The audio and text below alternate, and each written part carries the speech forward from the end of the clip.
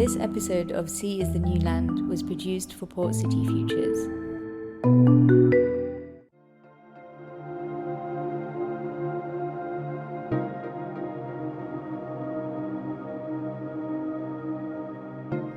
In this episode of Frictions, we hear about the contested expansion of the Makassar port in Indonesia.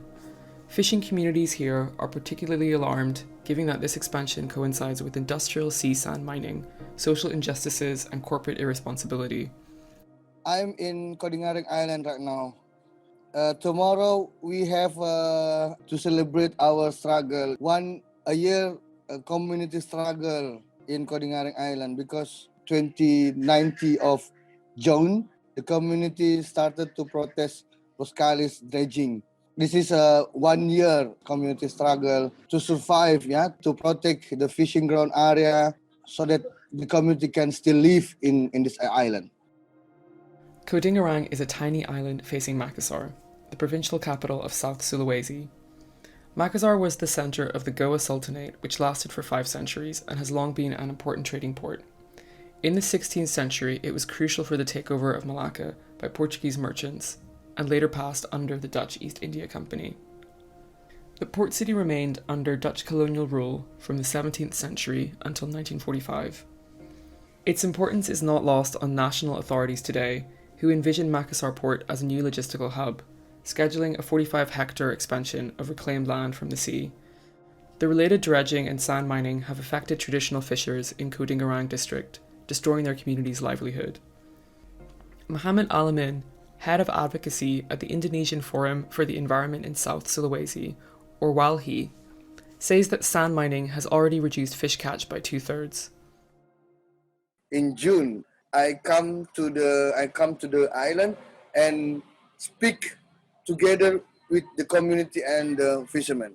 We started to discuss with the community, to arrange advocacy strategy with the community, especially with the women and the fishermen. They're very, very angry because can you imagine from March until June we can get the fish. The income is lost, From February until June, the community, the women didn't have money for buying basic food, 90% jobs in the island is fishermen. All of fishermen in the island lost money from the February until October, 80 billion rupiah. The port only for project, Export-import activity in Makassar is small, it's very small. In this port is enough to do export-import activity. I think they didn't have benefits for community, especially for fishermen and women in small island. The state-owned port operator Pelindo outsourced the works of land reclamation for the port's new terminal to a subsidiary of the Dutch company Boscalis. Boscalis was previously involved in the land reclamation for the centre point of Indonesia. That project, supported by the Dutch state via export credit agency Atradius, created systematic impoverishment, leading to a strong decline in fish stocks and coastal erosion. This also resulted in a cemetery disappearing into the sea. We have experienced environmental damage in 2017 caused by Boscalis activity.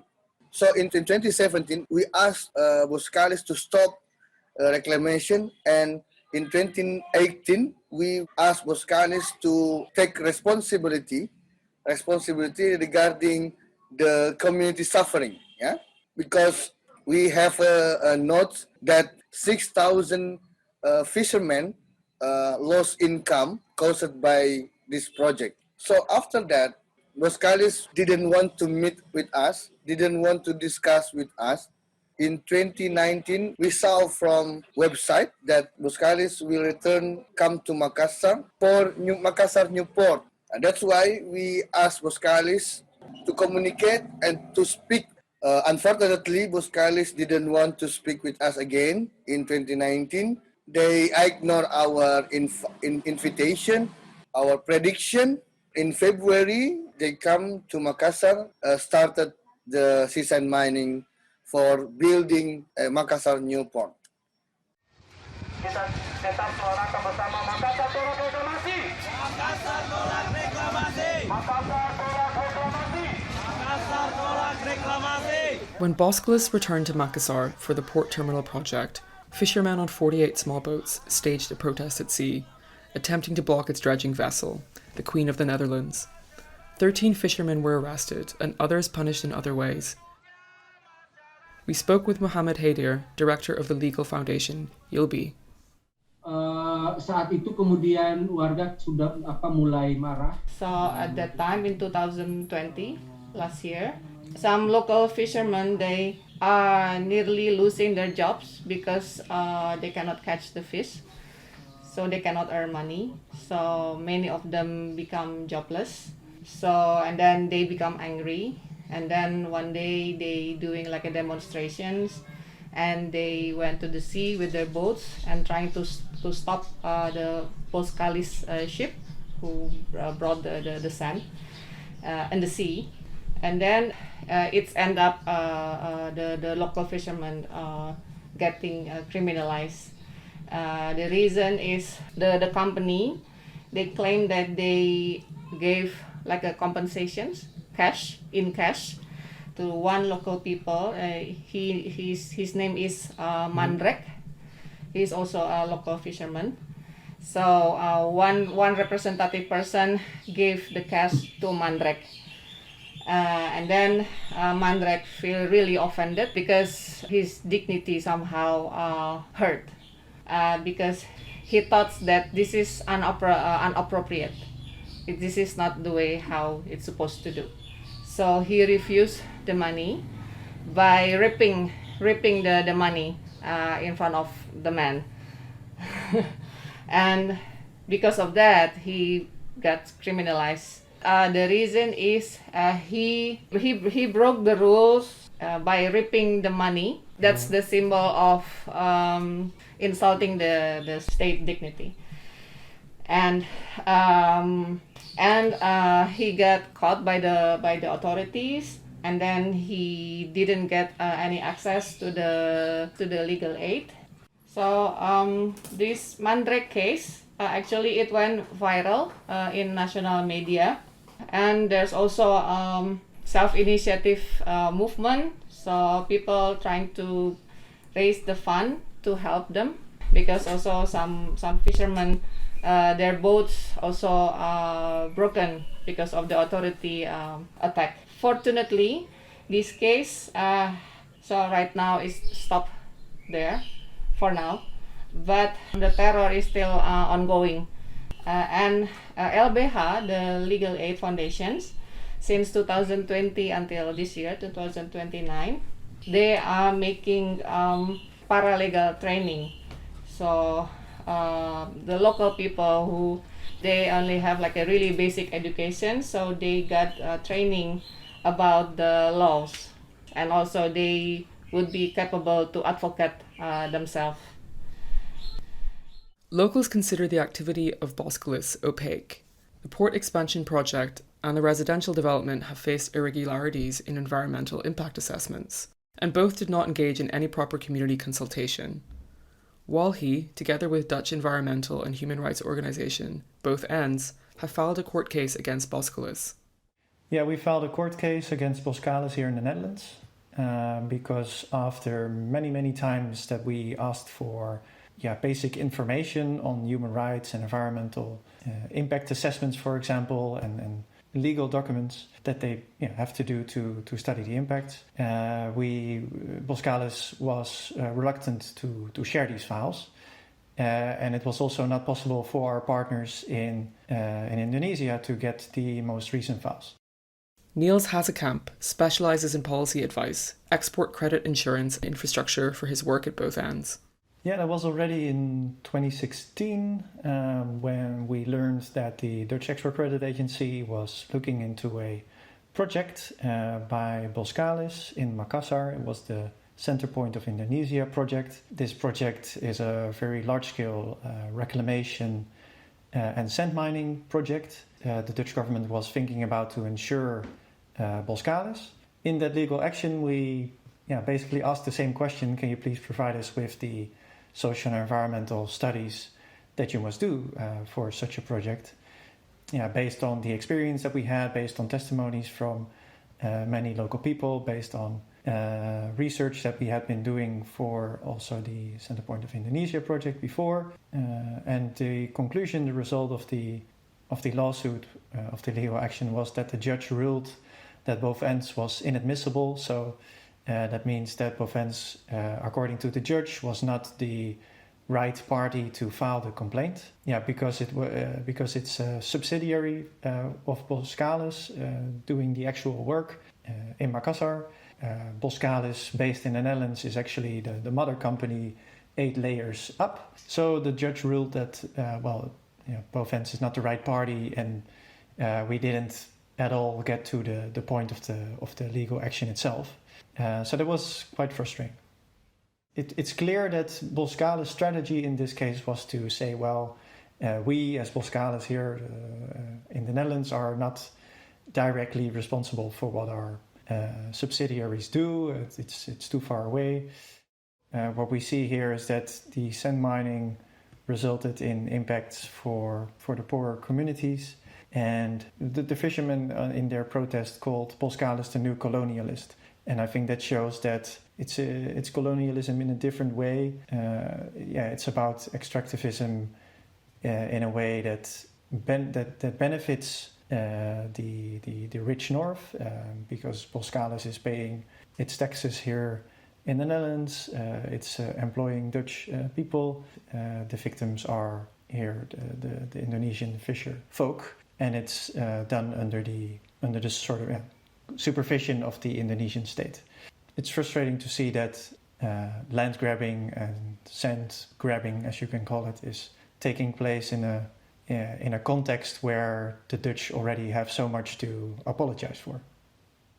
We're working on mandatory human rights obligations for companies here in the Netherlands, and the Dutch government has responded, that's something we want to address at EU level.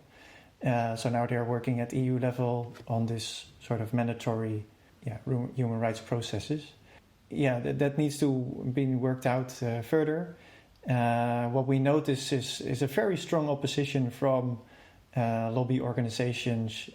What we see is that they are very reluctant to implement these mandatory human rights implications.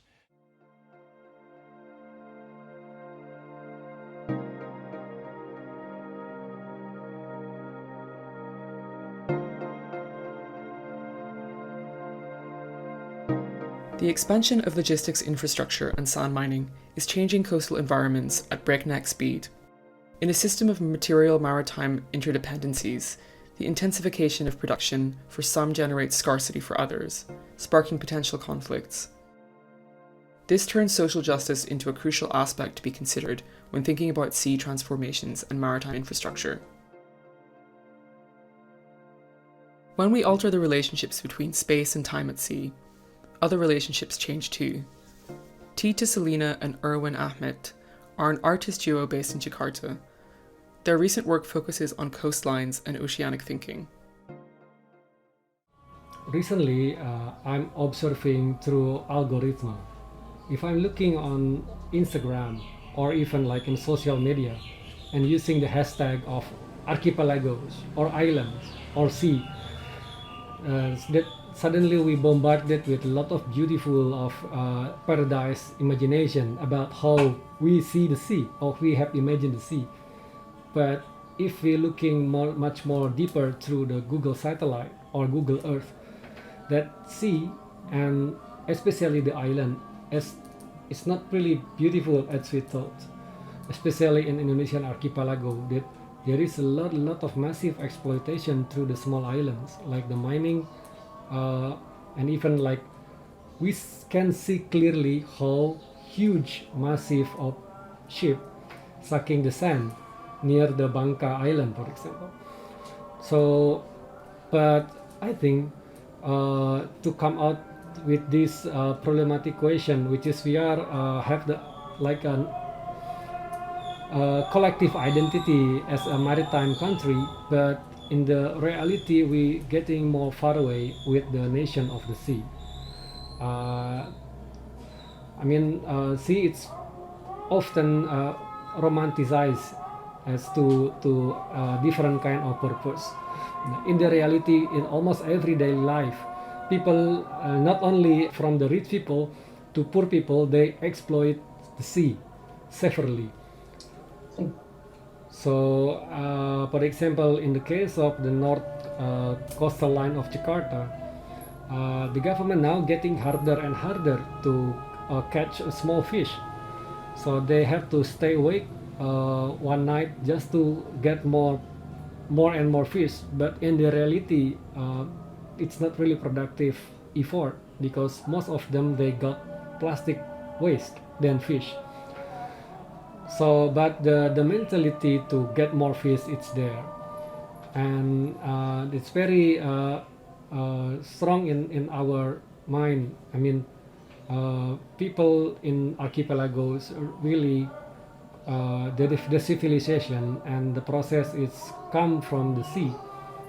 But seems now we have forgot. In case of Jakarta, for example, many people don't know Jakarta have sea.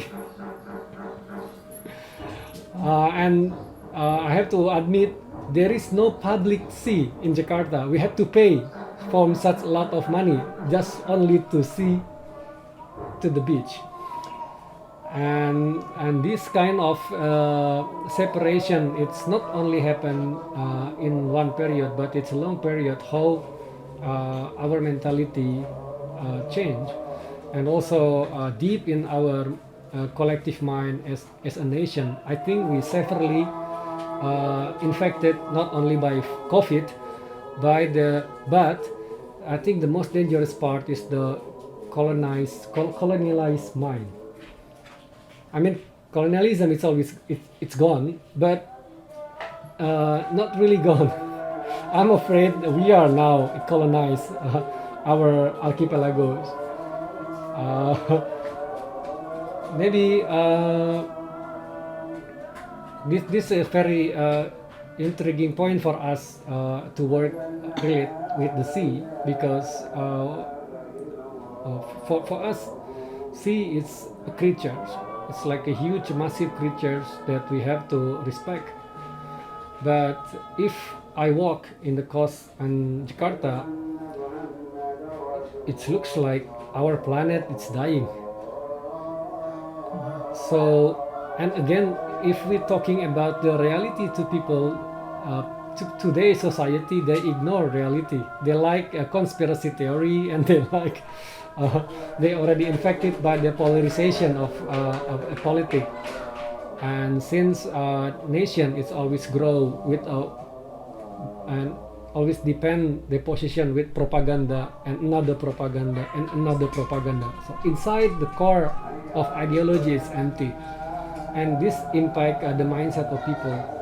And when merged the power of capitalism and the empty of pseudo nationalism, it's apocalyptic happen right now in how we exploit nature.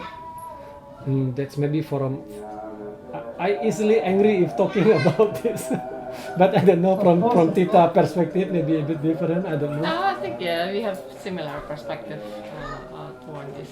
Yeah, I also I feel very easy emotional. Jakarta Bay only. We have like a small mini archipelagos. We call it a 1,000 islands complex, but actually it's not thousands. It's only 110 islands. But sadly, there are already 5 islands submerged, and the cost of it is sand mining, of course. So Singapore is, I think, is really clear example how they trying to melebarkan to expand the land territory by building the land reclamation, and the sand is coming from Indonesia.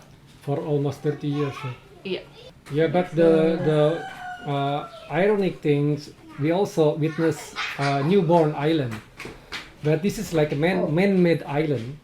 So it's designed by man, very anthropocentric and legalized by religion. So now it's like a trend in a new reclamation project in Indonesia because so many resistance, the capitalist mindset using a religion as a excuse. So first they build island and they build a mosque, for example.